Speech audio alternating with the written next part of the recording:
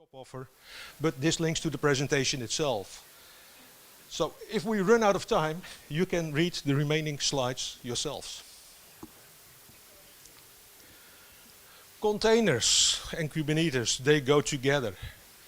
And why use SBOMs when you work with containers? That's the question I try to answer. And basically the answer is, who wants this in production? A container full of crap. It might do its job, but how many of you deploy containers without validating images?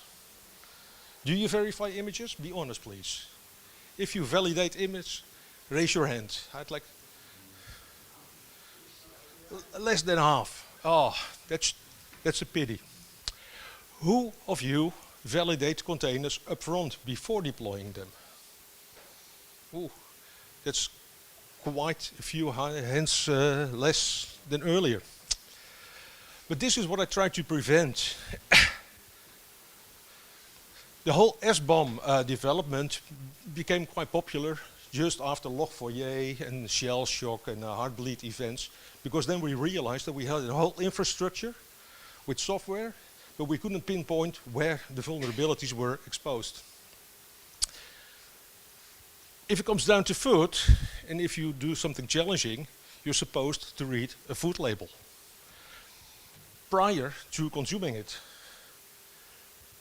Basically, an SBOM does the same. Instead of giving you a food label, it gives you a manifest file, often in JSON format, exactly telling you which packages, which versions of the packages you've got on a host, in the container images, etc. And if you have the proper tooling, you can inspect them before deploying them. So you know basically what you're going to deploy.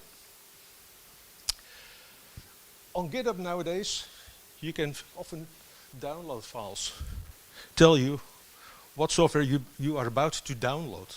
But the same goes for appliances. Many vendors nowadays provide these files for you to evaluate the quality of the software up front without giving away the business logic.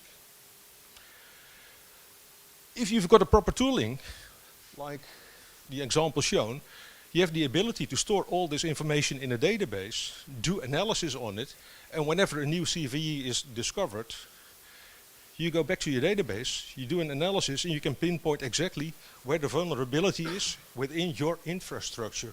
And this can all be done using open source tools. There are quite a few interesting links with 1 minute to go. So basically, feel free to link to this presentation and analyze them yourself.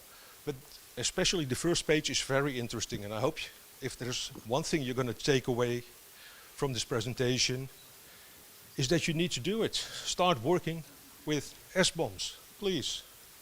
Thank you.